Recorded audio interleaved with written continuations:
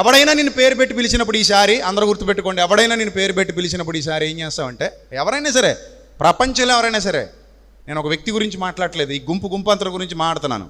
ఎవరైనా నేను పేరు పెట్టి పిలిచి ఈసారి ఏం చేస్తామంటే, నా ఇంటి పేరు ఏంటి తండ్రి అని అడుగు. పాస్టర్ గారు అనక ఇంకెతికిట మాట్లాడుతుంది లోపల దేవుడు కదా, అది నిజమైన దేవుడో దొంగ దేవుడో నీకు తెలిసిపోద్ది. అప్పుడు ఏమండి మా ఇంటి పేరు ఏంటండి అని అడుగు. అమ్మ మీ ఇంటి పేరా అంటాడు. అర్థమైందా? మా అత్తోరింటి పేరు ఏంటండి, అప్పుడు నమ్ముతానని చెప్పు. మరి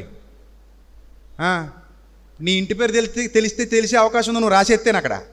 లేకపోతే ఫోన్లో చెప్పేస్తాం, తెలియదు కదా, పక్కన వాళ్ళకి చెప్పేస్తారు, రాసేసి ఇచ్చేస్తుంటారు, ఫోన్లో చెప్పేస్తుంటారు, వాళ్ళు అది కాపీ కొట్టేసి చెప్పేస్తుంటారు. లేదా మా అత్తోరింటి పేరు ఏంటని అడుగు. దేవుడిని అడగడం తప్పలేదు, దేవుడే కదా ఇప్పుడు చెప్తుంది. విన్నావా నీ పేరు ఎలా చెప్పేశానో అన్నాడు అనుకో దేవుడు, చాలా సంతోషం దేవుడు గారు. ఇప్పుడు మా అత్తోరింటి పేరు కూడా చెప్పడు దేవుడు గారు.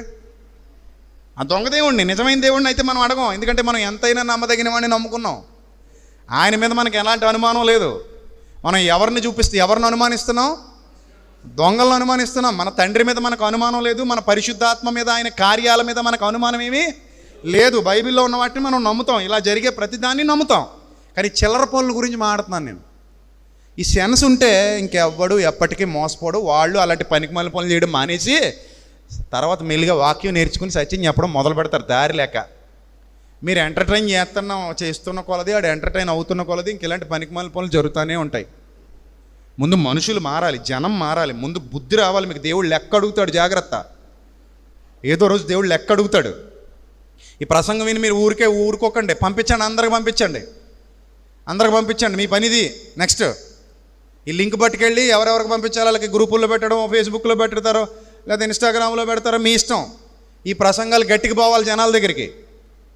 వాళ్ళు వింటారా వినరా, రేపు పొద్దున తీర్పులో లెక్క చెప్పుకుంటారు. ఉత్తరవాదులు వాళ్ళ ప్రాణాలకు వాళ్ళే ఉత్తరవాదులు. బైబిల్ బేస్ చేసుకుని మాట్లాడుతున్నాం.